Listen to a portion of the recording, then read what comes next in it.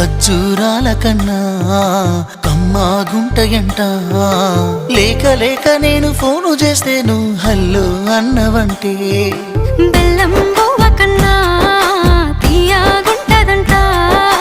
ఎన్నడూ నాడు ఫోను చేసి బాగున్నావన్నవంటే ఏడాది ఎండల్లో ఉంటేనై మోస్తున్నా నా బతుకు కష్టాలని పిల్లని సెయ్యి పట్టాలని.